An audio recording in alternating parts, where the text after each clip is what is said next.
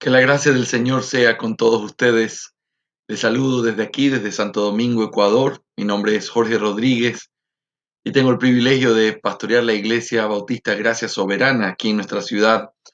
Y quiero extenderles, amados hermanos, yo sé que ustedes no me conocen, pero he tenido la oportunidad de compartir con su pastor, el pastor Ramiro, de conocerlo y de amar la obra que el Señor está haciendo en medio de ustedes. Así que, amados hermanos de la Iglesia Gracia sobre Gracia en La Paz, Bolivia, quiero mandarles un abrazo entrañable desde el alma, anhelando que el Señor los bendiga y que en este tiempo que voy a compartir con ustedes, eh, una reflexión en la palabra de Dios, nuestro sermón de esta mañana del Día del Señor, anhelo que sea de gran bendición y de ánimo para ustedes.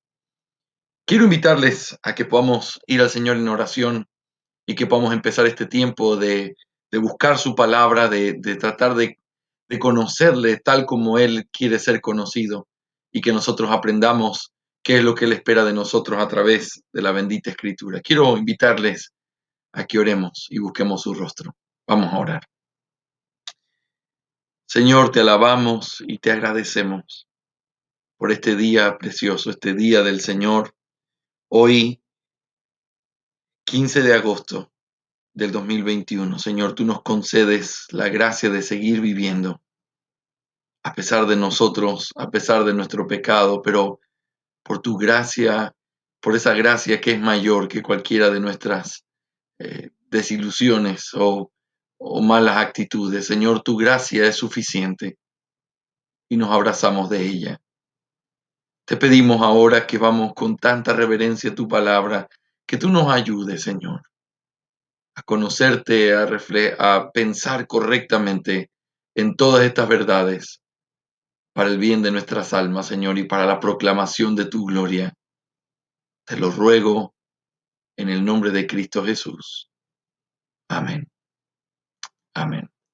Quiero invitarles a que puedan acompañarme en esta mañana a un texto maravilloso de la palabra de Dios que es 1 Timoteo capítulo 3 versículos 14 al 16. 1 Timoteo capítulo 3 versículos 14 al 16. Y voy a leer lo que la palabra del Señor nos dice en este texto. Te escribo estas cosas esperando ir a ti pronto, pero en caso de que me tarde te escribo para que sepas cómo debe conducirse uno en la casa de Dios, que es la iglesia del Dios vivo, columna y sostén de la verdad. E indiscutiblemente grande es el misterio de la piedad. Él fue manifestado en la carne, vindicado en el espíritu, contemplado por ángeles, proclamado entre las naciones, creído en el mundo, recibido arriba en gloria. En este pasaje nosotros vamos a analizar esta mañana tres cosas importantes relacionadas con la naturaleza de la iglesia.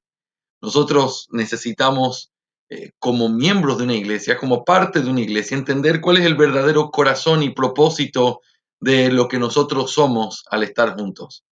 Pero antes de poder darte los puntos en los que vamos a considerar esto, permíteme introducir nuestro sermón en esta mañana leyéndote una pequeña historia, que es una historia realmente fascinante. ¿Has escuchado alguna de esas historias fascinantes sobre alguien que tenía un tesoro y no lo sabía? Hace unos meses salió a la luz una noticia que llenó de asombro al mundo del arte. En el 2019, una anciana de la ciudad de Compiègne, al norte de París, Francia, llevó a una casa de subasta un cuadro antiguo que había estado colgado entre el salón y la cocina de su casa por muchos años. Aunque el cuadro tenía la apariencia de algo antiguo, ella nunca se imaginó que se trataba de un verdadero tesoro.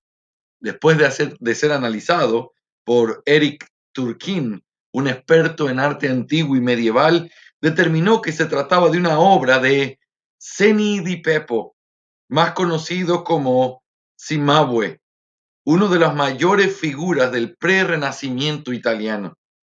Esta pequeña obra maestra, que tenía una dimensión, o tiene una dimensión de 25.8 centímetros por 20.3 centímetros, forma parte de un díptico del año 1280 sobre la pasión de Cristo. Al principio, se estimó que esta obra que se había encontrado, llamada el engaño a Cristo, iba más o menos a oscilar en un precio entre 4 y 5 millones de dólares. Sin embargo, el cuadro terminó siendo vendido por más de 25 millones de dólares, hecho que lo convirtió en el cuadro medieval más caro vendido en el mundo y también en la séptima obra clásica más cara vendida en el mundo. ¿Te imaginas lo que esta historia nos cuenta? Una anciana tiene problemas económicos, va a una casa de subasta, lleva un viejo cuadro, entre otras cosas, un cuadro que aparentaba ser antiguo, pero ella nunca pensó lo que tenía en sus manos.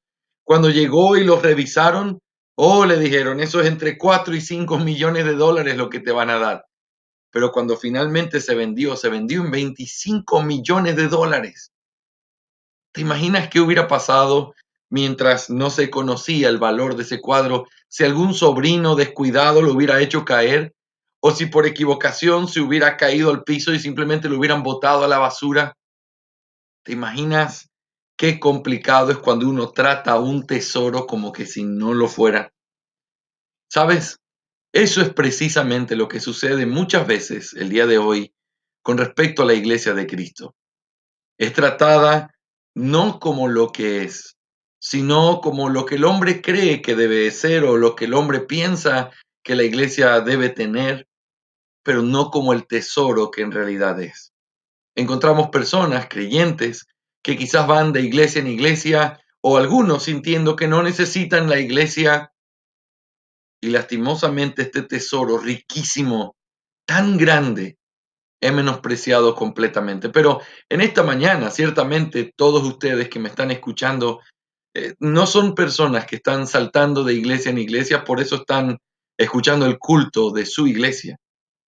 Sin embargo, corremos un gran peligro, aún nosotros los que estamos sentados en nuestras iglesias locales, tratando de ser fieles a Dios, caemos en muchos errores cuando nosotros no logramos identificar el gran valor y la naturaleza misma que tiene la iglesia. Es por eso, mis hermanos, que yo he sido muy tocado en mi corazón sobre el peso de volver a repetirle, no solamente a los hermanos de nuestra iglesia, sino cada vez que tengo la oportunidad de predicar en otros lugares, como en esta mañana delante de ustedes, en el deseo de volver a entender cuál es la naturaleza que verdaderamente tiene la iglesia. Cuando uno lo entiende, entonces uno entiende cuál es su responsabilidad, uno entiende qué es lo que tiene que hacer y cómo debería amar y qué es lo que tiene que seguir fomentando dentro de la iglesia, cuáles son las cosas que tiene que dejar, cómo se tiene que orientar correctamente nuestro pensamiento. Hay tantas cosas que se corrigen cuando uno piensa correctamente en la naturaleza de la iglesia. Y quiero que me permitas en esta mañana considerar contigo la naturaleza de la iglesia de Cristo, considerando los tres nombres que aparecen en este texto, especialmente en el versículo 15, con los que Pablo se refiere a la iglesia de Cristo. ¿Sabes?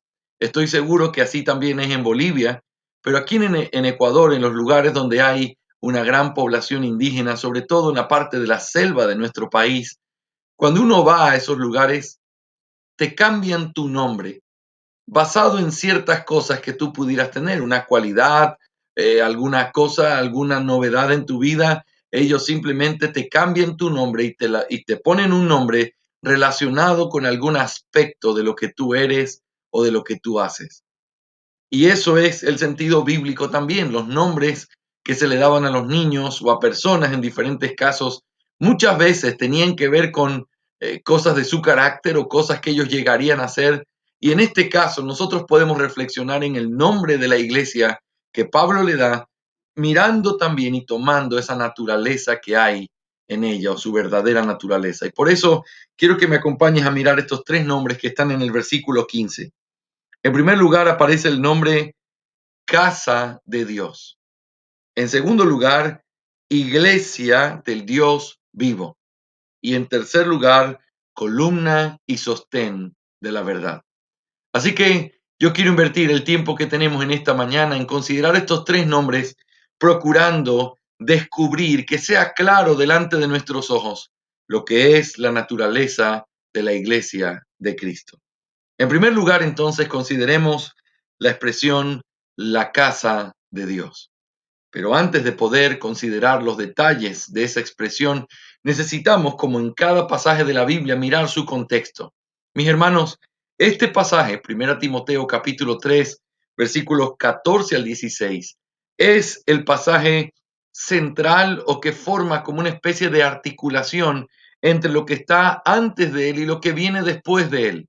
¿Por qué? Porque en este texto Pablo está diciéndole a Timoteo desde su corazón: Timoteo, yo tengo el deseo de ir a verte, quiero estar contigo. Nosotros sabemos que Pablo amaba profundamente a Timoteo, lo llamaba su verdadero hijo en la fe. Y entonces él tiene el deseo de estar con él, tiene el deseo de seguirlo instruyendo en aquellas cosas que todavía faltaban. Pero él reconoce una realidad: es probable que no pueda ir pronto. Es probable que no pueda estar contigo como mi corazón anhela. Sin embargo, Pablo muestra una prioridad importantísima en este texto. Pero Timoteo, aunque quiero ir a verte, si me llego a demorar, hay algo que no puede demorarse. Hay algo que yo tengo que decirte y que tú tienes que escuchar aún antes de que yo vaya. Y lo que Pablo quiere decirle básicamente se resume con estas palabras: para que sepas cómo debes conducirte en la casa de Dios. La expresión de Pablo tiene que ver con cómo seguía a Timoteo en medio de la obra de la iglesia. La obra de la iglesia y la naturaleza de la iglesia y lo que una iglesia debe hacer no está determinado por el pensamiento de un hombre, sino por la revelación de Dios. Y eso es lo que Pablo está mostrando aquí. Si tú miras de manera muy rápida en la primera carta a Timoteo, te vas a encontrar con que toda la carta se trata de qué es lo que Timoteo debe hacer con respecto a la iglesia de Dios. En primer lugar, tiene que ver con a quienes debe escuchar y a quienes no, en qué cosas debe invertir su tiempo y en qué cosas no, como escuchar a los falsos maestros.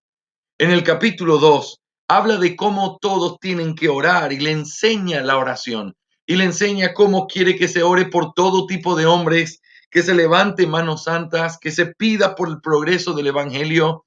También habla sobre cómo se tiene que conducir la relación entre el hombre y la mujer en el culto público. En el capítulo 3 habla de cómo la iglesia debe mirar los requisitos para un anciano y un diácono. ¿Te das cuenta? Todo lo que está en esta carta tiene que ver con esto es lo que se debe hacer en la casa de Dios.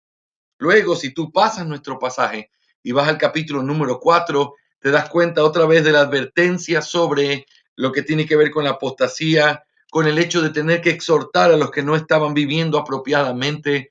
En el capítulo 5, la conducta entre unos y otros, cómo tratar a las viudas, cómo tratar a los ancianos, cómo tratar a los más jóvenes. Todas esas cosas tienen que ver con este solo principio: para que sepas cómo debes conducirte en la casa de Dios. De manera que, mis hermanos, este texto es un texto central en esta carta. Aquí se expresa el propósito de Pablo al escribir esta carta y nosotros tenemos el privilegio de estudiarlo en esta mañana. Así que, después de haberle dicho, esto es lo que tienes que saber, Pablo nombra a la iglesia como la casa de Dios. Esta terminología es bien importante mirarla, mis hermanos, porque casa en este texto no tiene que ver con el edificio en sí mismo, sino con las personas. Es por eso que algunos han tratado de traducir esta palabra, aunque literalmente dice casa, lo han traducido como la familia de Dios, lo cual es apropiado, aunque el término no sea el mismo. Ese es el sentido de esta palabra griega, la casa de Dios, la familia de Dios. ¿Sabes? Eso nos arroja la primera cosa dentro de la naturaleza de la iglesia, y eso es que la iglesia del Señor no son los edificios físicos, sino las personas que lo conforman. Quizás tú estás pensando, pastor, eso es algo común, eso lo entendemos muy bien y yo estoy de acuerdo contigo. Enfatizamos a que no se debe decir, oh, vamos a la casa de Dios. No, nosotros somos la casa de Dios. Nosotros somos la familia de Dios. Pero tienes que pensar que cuando hablamos de la iglesia como la casa de Dios, como la familia de Dios, estamos hablando de un asunto sumamente importante que tiene que ver contigo y conmigo, y eso es que la casa de alguien, así como la casa de Dios, es la habitación donde esa persona mora. Cuando hablamos de la iglesia como la casa de Dios, estamos hablando de que ese es el lugar donde Dios ha querido morar a través de este tiempo. Eso nos lleva a tener que considerar este concepto bíblico de la morada de Dios entre los hombres. Mis hermanos, desde el principio de la creación, cuando Dios pone a Adán y a Eva en el huerto del Edén, muchos teólogos bíblicos han descrito el Edén como el primer templo. Y alguien puede decir, pero ¿cómo el primer templo si ahí no había un templo? El templo llegó muchos años después. Eso es muy cierto. Pero quiero que consideres cuál es la idea bíblica de templo. Es el lugar donde Dios habita. Es el lugar donde el hombre y Dios tienen comunión. Es un lugar santo y eso era el Edén. Era un lugar donde estaba Adán, el primer sacerdote, el primer profeta, parado delante de Dios, con y teniendo comunión con Dios en medio de ese lugar que era el lugar de Dios. Cuando ellos pecan, por causa del pecado, se hace una gran cima entre Dios y el hombre, una separación. Fuimos destituidos de esa gloria y por lo tanto el hombre fue echado del jardín. A pesar del pecado, nosotros vemos en la historia de la redención cómo constantemente Dios vuelve a mostrarnos el deseo de habitar entre los hombres. En primer lugar, a través de los patriarcas, lo vemos habitando de manera particular, teniendo comunión con ellos, hablando con hombres como Abraham, teniendo comunión con hombres como Job, directamente en una relación personal. Pero cuando llega al pueblo de Israel y se concreta como un pueblo, Dios establece que su morada en la tierra será lo que se conoce como la tienda del tabernáculo. En el tabernáculo Dios mora en medio del pueblo, el pueblo se podía acercar a Dios a través de los sacerdotes, Dios estaba ahí y aunque habían muchos detalles importantes, los hombres no podían entrar al lugar santísimo, nadie se podía acercar, solo el sumo sacerdote, los hombres ni siquiera podían entrar al lugar santo, solo los sacerdotes, los hombres ni siquiera podían tener un libre acceso en el atrio, solo los sacerdotes, pero aún así había comunión entre Dios y los hombres porque Dios manifestaba su deseo de habitar entre los hombres en medio de ese tabernáculo. Luego, cuando ya llegan a la tierra prometida y se establecen y también establecen como capital a Jerusalén, el tabernáculo se convierte en un templo. La diferencia es que ahora ese tabernáculo iba a tener dimensiones mayores y ya no iba a tener las argollas y las varas para poder llevarlo por el desierto, sino que ahora iba a tener bases firmes en donde ese templo se quedaría. Dios habitando en medio de los hombres, con limitaciones, los hombres no podían acercarse a Él directamente, pero Dios muestra su deseo de habitar entre los hombres. Pero finalmente llega un día en la historia bendita de la humanidad donde dice que aquel verbo fue hecho carne y habitó entre nosotros. Dios mismo vino y habitó entre nosotros, puso su tienda de campaña, su tabernáculo en medio de los hombres, y vimos su gloria. Aunque una gloria velada por su naturaleza humana, vimos la gloria del Hijo de Dios viniendo a la tierra, Dios habitando verdaderamente entre los hombres. Ese Dios que habitó entre los hombres, un día resucitó e hizo la promesa de que su pueblo escogido y que había sido salvado por gracia, cuando se reuniera, Él estaría en medio de ellos. En otras palabras, ellos serían su habitación, tanto de manera personal, como sabemos que todo creyente verdadero tiene al Señor Jesucristo en su corazón, viviendo en Él a través del Espíritu, pero también hay una promesa bendita y esa es que el templo en la tierra hoy no es una promesa de un templo que se construirá. No es la promesa de un templo que fue. Es la realidad de un templo que existe. Un templo que está conformado por todos aquellos que han sido salvados por gracia. Todos nosotros los creyentes formamos la habitación de Dios entre los hombres hoy. ¿Sabes? Esa es una mirada gloriosa. Es el punto más elevado en la historia de la redención hasta ahora, de cómo Dios ha habitado entre nosotros. Pero va a llegar un día cuando esta habitación que hoy tenemos sea perfecta, porque será glorificada, sin pecado.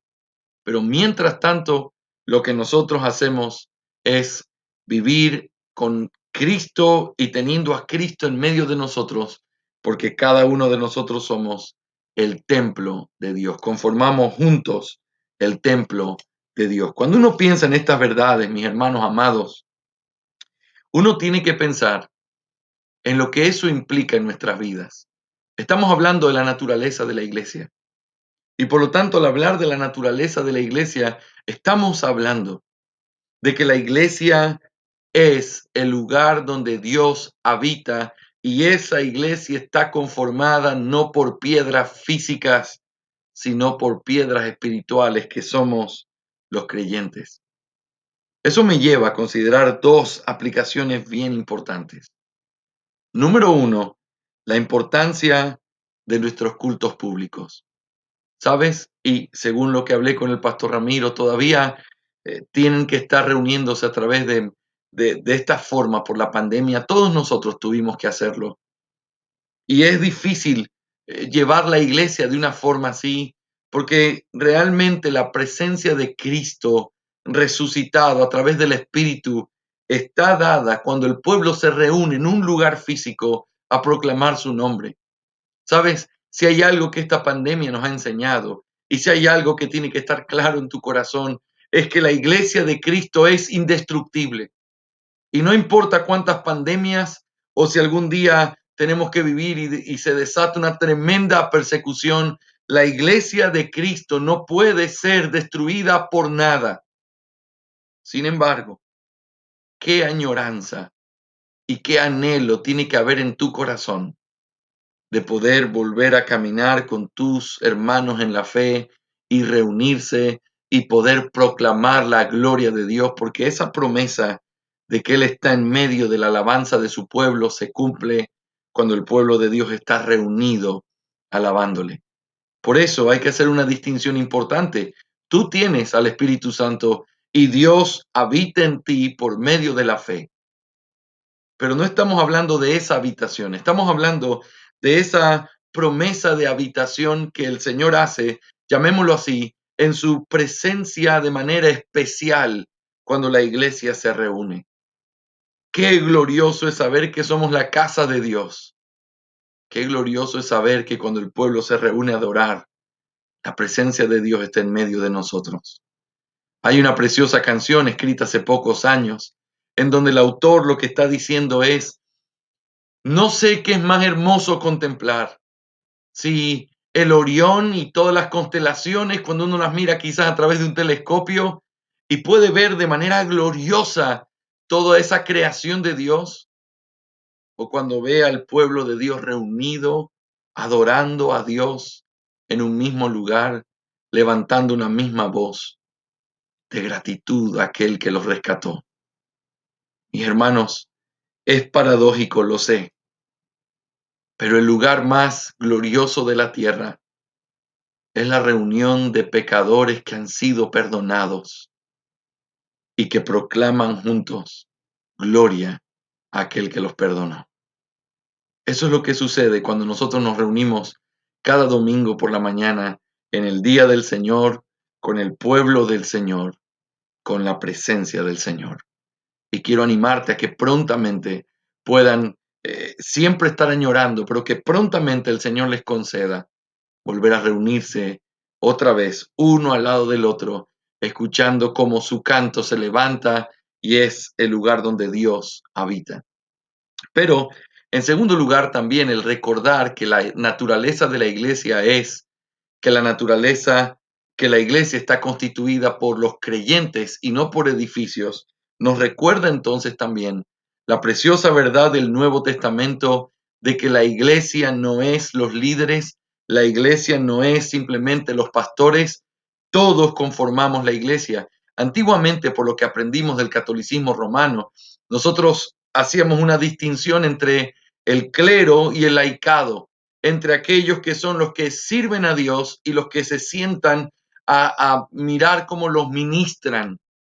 Pero realmente en la iglesia de Dios dado que este templo está construido por piedras vivas que son cada uno de los creyentes, tienes que saber que en este templo vivo tú tienes una parte importante en las responsabilidades que tienes que cumplir. Tú eres parte del ministerio de la iglesia. Ministerio no es simplemente cantar o hacer cosas en el altar o delante de otros. Ministerio es todo aquello que la Biblia llama el verdadero ministerio de la iglesia. Y son esos mandatos que se nos recuerdan unos a otros. Exhortaos, alentaos, perdonaos, anímense el uno al otro. Por lo tanto, mi hermano, entender correctamente la naturaleza de la iglesia te tiene que mover a ti a reconocer tu responsabilidad y decir, yo soy parte de este ministerio. Yo tengo una parte que dar y hacer aquí. Nadie en la iglesia de Cristo es simplemente un espectador pasivo que escucha lo que otro le dice y que recibe la obra de Dios a través de otro. No, todos somos parte de este edificio y aunque es ciertísimo el ministerio precioso que tenemos los pastores de predicar la palabra y enseñar la verdad a los que nos escuchan, alimentando a las ovejas, aún así, ese es nuestro ministerio, pero no significa que sea el único ministerio. Tu ministerio es importante como una piedra viva dentro de este templo de Dios, de esta casa de Dios que está conformada por su familia. Así que, en primer lugar, hemos considerado la casa de Dios. La naturaleza de la iglesia nos recuerda que la iglesia no es algo que yo voy a escuchar o algo donde yo soy pasivo. La iglesia es algo que yo soy y por lo tanto nos recuerda nuestra responsabilidad delante de Dios, pero también delante de nuestros hermanos. En segundo lugar, la segunda característica que aparece de la naturaleza de la iglesia, basado en los nombres que el apóstol Pablo le da, es el nombre la iglesia del Dios vivo. La iglesia del Dios vivo. Esto nos recuerda dos principios bien importantes que nosotros tenemos que tener presente en nuestra mente y que quiero explicarlos brevemente en esta mañana. En primer lugar, el hecho de que es la iglesia del Dios vivo nos recuerda que la iglesia le pertenece al Señor. Y vamos a ver cuáles son las implicaciones de eso. Pero la segunda verdad que se desprende de este nombre, la iglesia del Dios vivo, es que cuando la iglesia se reúne a adorar, el dueño está presente. Nota dos principios que se desprenden de este nombre en los cuales tenemos que reflexionar. En primer lugar, la iglesia es la iglesia de Dios. Esto nos recuerda que Él asume el hecho de que Él es el dueño, de que Él es el que se encarga de hacerla crecer. Yo edificaré mi iglesia. Nos recuerda las palabras firmes de un Señor que está reclamando el derecho que tiene sobre la iglesia. Es mía. Ahora, lo inevitable al pensar que la iglesia es de Él, nos recuerda entonces de manera lógica, entonces no es de nadie más. Nadie más puede reclamar el ser dueño de eso. Los hombres no podemos reclamarlo. Los pastores ciertamente no tenemos que reclamarlo. La iglesia le pertenece a Dios. Pero ¿qué es lo que eso implica?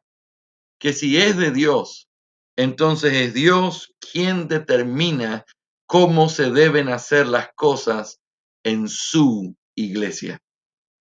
Habíamos hablado ya de esto en el contexto de nuestro pasaje, en donde vemos a Pablo diciéndole a Timoteo, si yo me demoro, yo quiero que sepas cómo debes conducirte en la casa de Dios. Ese cómo debes conducirte implica que el conducirse no es producto de la imaginación de Timoteo o no iba a ser producto de su mejor intento, con la mejor sinceridad de su corazón. El cómo debes conducirse tiene que ver con algo que Dios revela, con algo que Dios establece. Y eso es precisamente lo que nosotros tenemos aquí. Si la iglesia es del Dios vivo y Él es el dueño, entonces Él tiene el permiso y la autoridad para determinar cómo debe ser la iglesia en cada uno de sus aspectos. Y esto es lo que nos lleva a la doctrina conocida como el principio regulativo de la adoración en la iglesia. Y básicamente lo que el principio dice es esto: la forma agradable para adorar a Dios no es dada por ningún otro hombre, sino por Dios mismo. La forma agradable para adorar a Dios es aquella forma que Dios mismo reveló. Eso lo vemos claramente en este texto para que sepas cómo debes conducirte, pero también lo vemos a lo largo de toda la Escritura. Por ejemplo, piensa cuando uno lee el Antiguo Testamento y se encuentra con libros como Levítico. ¿De qué habla Levítico? Oh, pastor, Levítico habla de un montón de cosas. Tiene sacrificios, tiene la vestimenta sacerdotal, tiene las fiestas. Hay tantos detalles.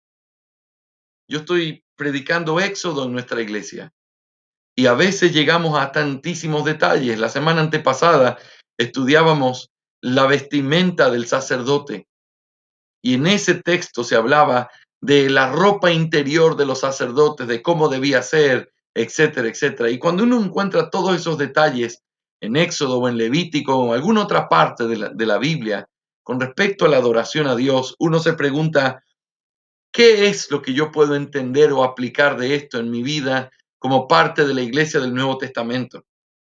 Tienes que saber, quizás los detalles no se aplican porque los detalles eran simplemente una sombra de aquello glorioso que nosotros hoy hemos recibido, siempre apuntando hacia Cristo, hacia su sacrificio, hacia lo que nosotros obtendríamos delante del Señor. Pero entonces, ¿qué es lo que aprendemos? Lo que aprendemos es el celo de Dios al determinar cómo su pueblo debe adorarle. ¿Sabes? Cuando Dios los tomó en el desierto al pueblo de Israel y le dijo, yo seré su Dios y ustedes serán mi pueblo, e hizo un pacto con ellos como se establece en Éxodo 19, nosotros nos damos cuenta que Dios nunca dejó a la imaginación de los hombres el cómo los hombres debían adorar. Él les dijo, así es como tienen que hacerlo. Sean santos como yo soy santo, y esta es la forma de ser santos. Y reveló todo lo que vemos en Levítico y en otros libros. Dios siempre ha sido celoso de su propia adoración. Esto nos recuerda el segundo mandamiento. El primero dice, no tendrás dioses ajenos, recordándonos que la adoración le pertenece solamente a Dios y solo a Él hay que adorar. Pero en segundo lugar dice, no te harás imagen ni ninguna semejanza. Ya no está reclamando solamente el hecho de que se debe adorar a Él únicamente, sino también en el mandamiento número 2, la forma en la que se lo tiene que adorar. No es una forma dada por nadie más, sino por Él. Y por eso Él dice, porque yo soy un Dios fuerte, celoso, que visito la maldad de los padres sobre los hijos, la tercera y cuarta generación de los que me aborrecen. Noten que el texto nos enseña en Éxodo 20 que la forma que Dios establece es, no te hagas imagen, no te hagas imagen, adórame a mí, pero adorarme a mí también incluye hacerlo como yo te digo. Tú no puedes adorarme haciéndote una imagen de Baal o un becerro y diciendo, este es Jehová. No, eso es blasfemia, porque la adoración a Dios tiene que ver no solo con hacerla únicamente a Él, sino también con poder presentar delante de Él el sacrificio de alabanza que Él ha determinado. Mis hermanos, este es el principio detrás de la iglesia del Dios vivo. Significa que Él tiene el derecho, significa que Él es el dueño absoluto, significa que Él puede establecer qué es lo que la iglesia debe hacer y qué es lo que no debe hacer. Y en la aplicación práctica de esta verdad, mis hermanos, nosotros tenemos que reconocer que en nuestra iglesia, en la iglesia de ustedes, gracia sobre gracia, deben siempre buscar ser fieles a la palabra de Dios en todo lo que hacen. Mis hermanos, en la iglesia no se debe innovar en base a lo que otras iglesias hacen. En la iglesia no se debe buscar métodos que otras iglesias tienen. En la iglesia se debe ser fiel a lo que Dios ha revelado en su palabra. En la iglesia se debe ser fiel a la forma en la que Dios quiere ser exaltado y alabado por todos los siglos. Por eso es tan importante tener un culto regulado por la palabra. Hermanos, no permitan que en su iglesia santa se celebren cosas o se hagan cosas que Dios no ha determinado. Nosotros nos reunimos para adorar a ese Dios vivo y lo hacemos de la forma en la que Él lo estableció. Pero eso me lleva a una segunda verdad que se desprende de este nombre, la iglesia del Dios vivo. No solamente que la iglesia es suya, sino también que cuando la iglesia se reúne en adoración, el dueño está presente. Para poder hacer un poco más claro este punto, permíteme darte una ilustración de la vida real. Imagínate que hay una persona, un viejito que está muriendo, y entonces llama a su esposa y le dice, mi amor, cuando yo me muera, quiero que hagas esto y esto y aquello, y quiero que me quemes y que pongas mis cenizas en tal lugar, y quiero que canten mariachis el día de mi funeral, y comienza a darle un montón de listas. Y entonces finalmente ese viejito se muere. Yo te voy a decir una cosa, creo que hay algo bueno en el hecho de poder cumplir los deseos que alguien tiene. Sin embargo, ¿qué pasaría si esta esposa de este viejito no cumple con lo que el esposo le dijo? ¿Sabes qué va a pasar? Nada, porque él no está presente para verlo, porque él no está presente para disfrutar de los mariachis o para ver que sus cenizas sean repartidas. Él simplemente ya no está. Y por lo tanto, lo que él determinó o lo que él pidió, él no puede hacer nada para poder observar si se cumplió. Oh, hermanos, pero no es así con nuestro Señor Jesucristo, el dueño bendito de la iglesia, aquel que tiene el derecho sobre todo de establecer lo que se debe hacer en el culto, no solamente lo ha establecido, Él está presente cuando nosotros nos reunimos. ¿Sabes lo que eso significa o lo que eso debería llevarnos a pensar? Piensa en esto la próxima vez que tengas que cantar de manera congregacional. Piensa en esto cuando tengas que leer la palabra y alguien le esté leyendo al frente y tú tengas tu Biblia abierta y estés a punto de distraerte. Piensa en cómo sería si nosotros fuéramos conscientes de que Él está en medio de nosotros. No es simplemente una orden que dio y que no tiene el poder para cumplir. No, es una orden real, verdadera, establecida, que lo que hace esta orden es poder determinar que Él lo ve y que Él sabe lo que nosotros hacemos. Que ese sea el temor del predicador cuando se para a predicar la palabra. Que ese sea el temor del que canta con toda la iglesia, porque el Señor nos está escuchando.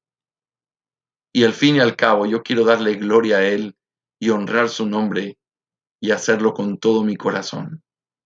Hermanos, esto nos lleva a ser mucho más pendientes, mucho más fieles, mucho más directos en la forma en cómo nosotros tenemos que considerar nuestro tiempo de adoración cuando estamos delante del Señor.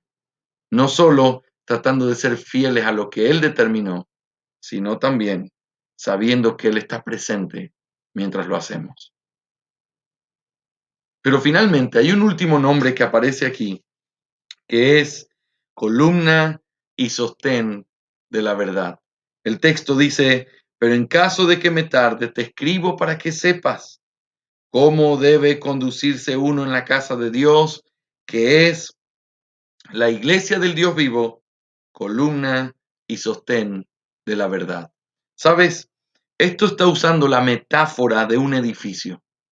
Se está hablando de la iglesia como si fuera una especie de un depósito. Imagínate conmigo un depósito gigante con unas puertas grandísimas, pero bien aseguradas, porque lo que se va a guardar dentro de ese gran depósito es un tesoro preciosísimo. Eso es la iglesia.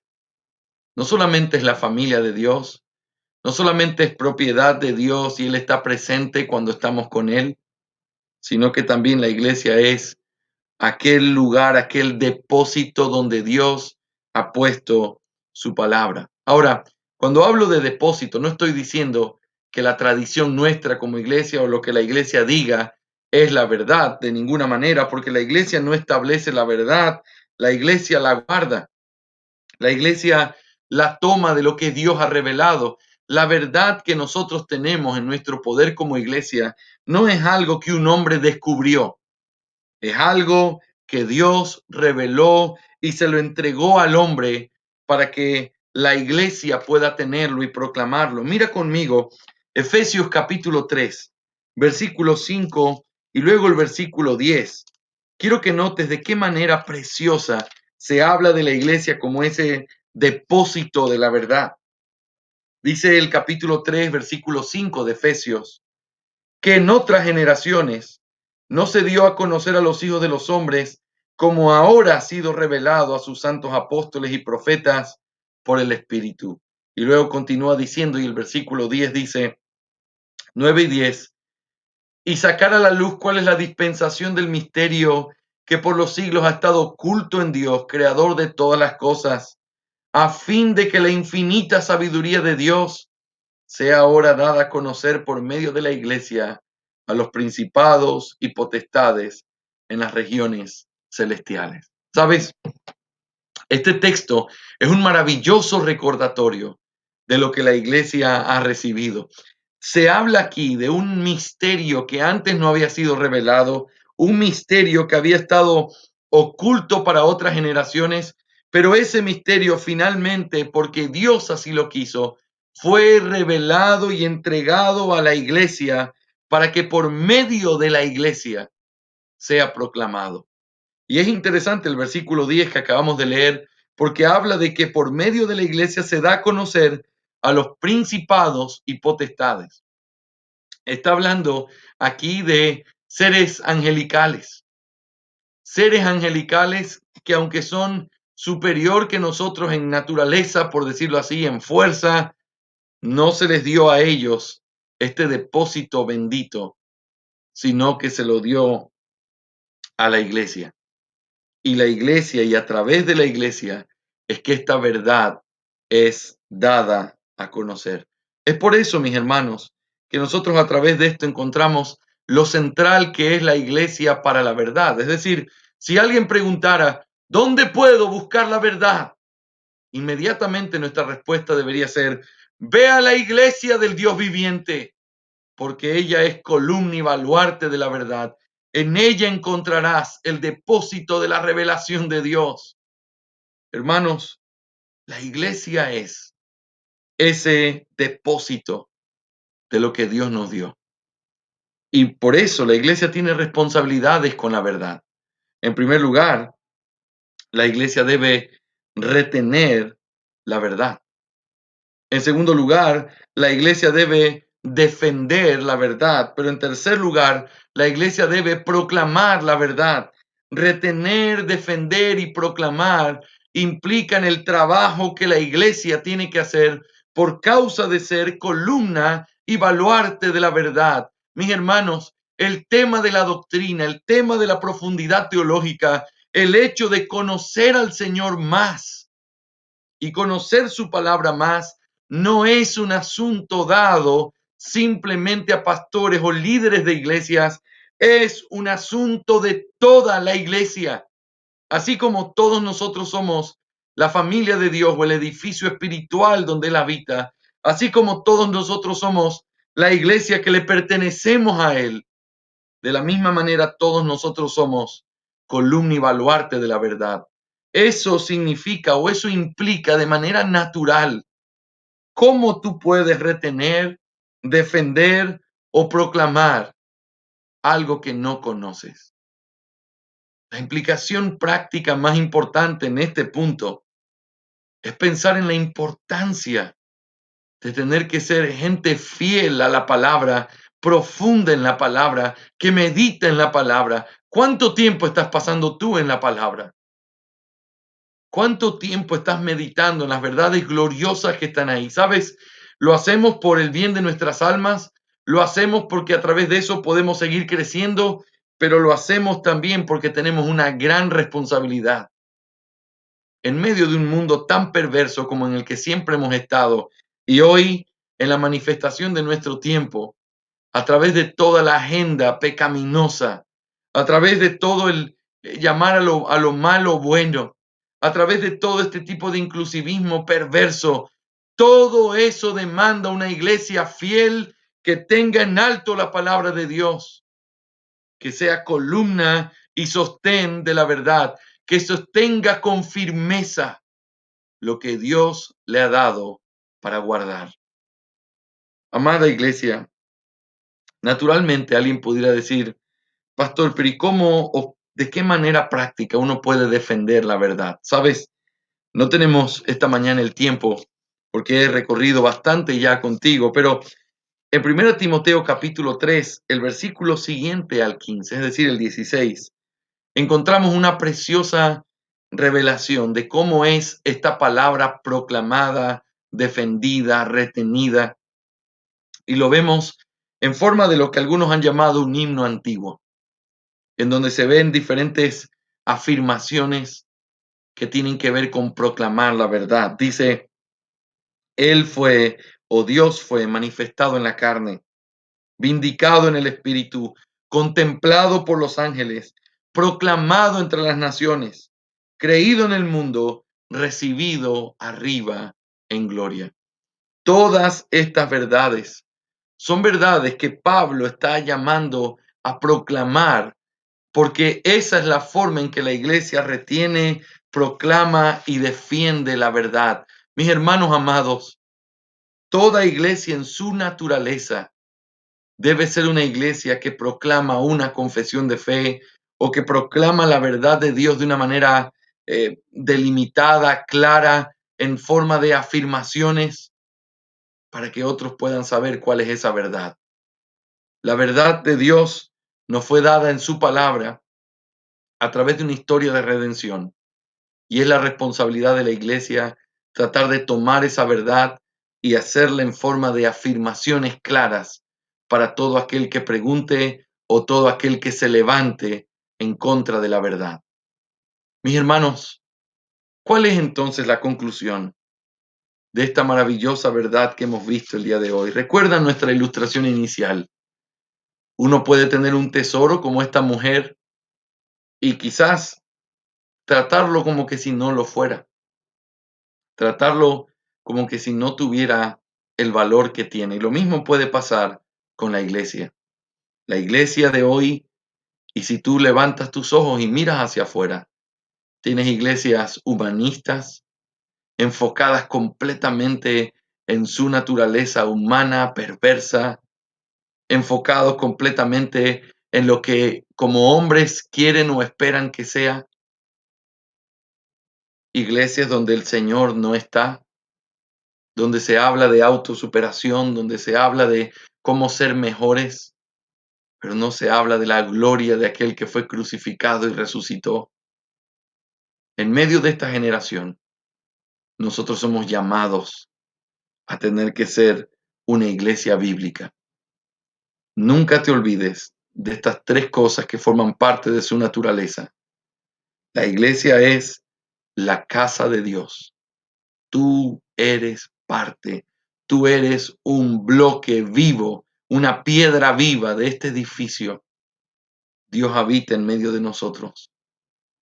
Nunca le eches la culpa a otros de lo que no se hace en tu iglesia cuando tú eres parte de esa iglesia. La iglesia también es la iglesia del Dios vivo, lo cual incluye el hecho de reconocer que tenemos que ser fieles a Él y solo a Él, aunque parezca anticuado para el mundo en el que estamos, aunque parezca que no estamos a la moda de otras iglesias. Eso no importa, porque el resucitado está de pie mirando cada vez que nos reunimos, está presente entre nosotros, está gozándose en medio de la alabanza de su pueblo. Y por eso tenemos que ser fieles a lo que Él estableció. Pero finalmente, la iglesia es columna y sostén de la verdad, lo cual demanda de ti ser un hombre o una mujer de la palabra. Es la iglesia la que es el depósito de esa verdad que antes había estado oculta, era misteriosa, pero ahora ha sido revelada. ¿Qué estamos haciendo con esa verdad? No podemos callarla. Tenemos que defenderla, proclamarla, retenerla, pero para todo eso tienes que entenderla, tienes que conocerla. Y por eso te animo a que tu vida como un miembro de la iglesia sea una vida de crecimiento espiritual continua para la gloria de su santo nombre. Amados hermanos, mi anhelo es que el Señor pueda bendecir sus vidas profundamente y que realmente la proclamación de la palabra desde ustedes, a partir de ustedes y en ustedes, sea ciertamente en alabanza para nuestro Señor Jesucristo. Sigan haciendo la obra, no se detengan. Todas las veces que haya que volver a comenzar, hay que volver a comenzar. Esta iglesia gloriosa vale la pena. Es la iglesia de Cristo, es su familia, es el depósito de su verdad. Quiero animarte a que puedas buscarle con toda tu alma y buscarle con tu corazón. Que la gracia del Señor sea con todos ustedes. Reciban un abrazo grande de acá, de esta iglesia hermana en Santo Domingo, Ecuador, la Iglesia Bautista Gracia Soberana. Anhelo que este sermón haya sido de gran bendición para la vida de cada uno de ustedes. Que el Señor les bendiga.